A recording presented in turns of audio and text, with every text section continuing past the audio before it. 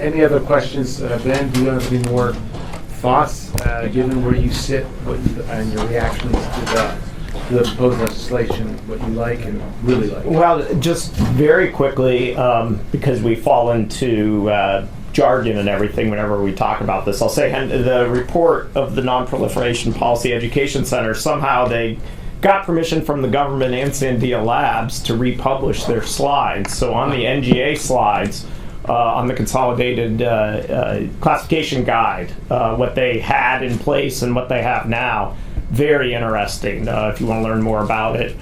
There's also slides in there from Sandia around the idea of AI, use of natural language processing and other these. So there's some very, in addition to the report itself, that backup material with primary source material from some places that you rarely see slides being published are very interesting. So I won't go through all of the NGA pieces, but that is an example that many people talk about and is left in there. And I think the importance of this legislation is that it is starting the conversation. I do think in terms of the administration, as you know, Director Haynes has raised this as a very important issue. So it is not something, it is something that we have seen maybe for one of the first times in terms of Director Haynes, of course, traveled down to Texas to the Johnson Library and the Clements Center for National Security to give a speech at the conference directly addressing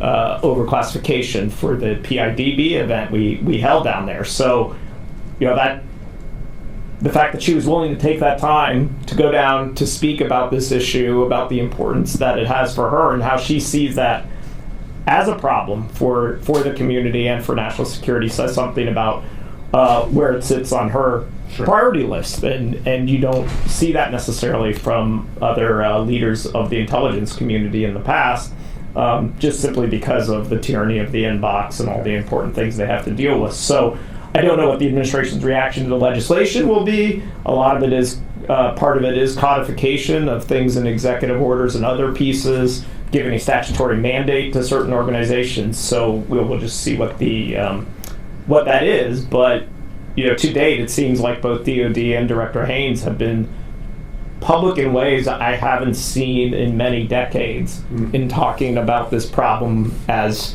not just a problem of, we have all of this backlog of material, but as we mentioned about in space operations and other things, seeing this as a problem with current national security and how it is actually doing harm in our ability to advance the ball centered around technology and other areas. So this is not just, perhaps, as it might have been looked at in the past, as we have some dusty archives and there's more things being added to the dusty archives, so don't we need to declassify the archives for historians at some point? All of that was very important. All of that's part of the public transparency.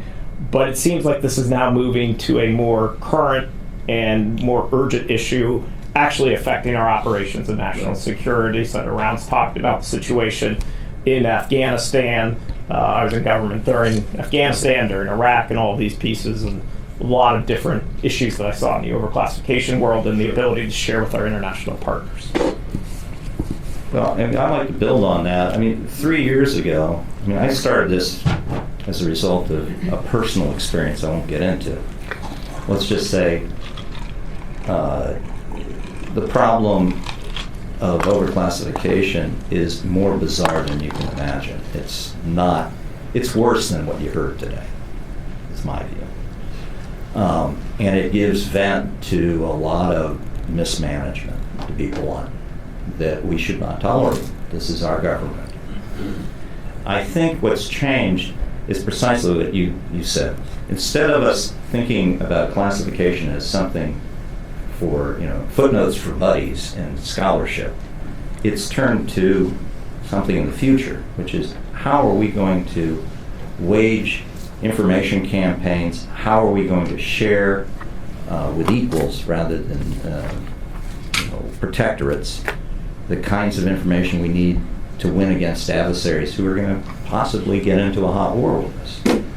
All of that is much more demanding and new, and I think we're turning our gaze to it. I have to say, if it wasn't for that 21-year-old, I'm not sure we'd be here. Well, I think one of the issues that was raised is this is all like a huge snake. And the other issue that many of us have been involved in was highlighted by the chairman, is the concept of clearances. The clearance system is broken, the same way the overclassification issue is broken. And they're tied together because people get in trouble in clearances discussing issues that they do not think are classified, turn out to be classified, and next thing you know, they're pulling their badges. So it really is endemic to the system, and it's great to start trying to approach the problem. Director Haynes is a bit of a unicorn because she's an attorney and a physicist, and actually sat on our ABA standing committee for a number of years where she was a member.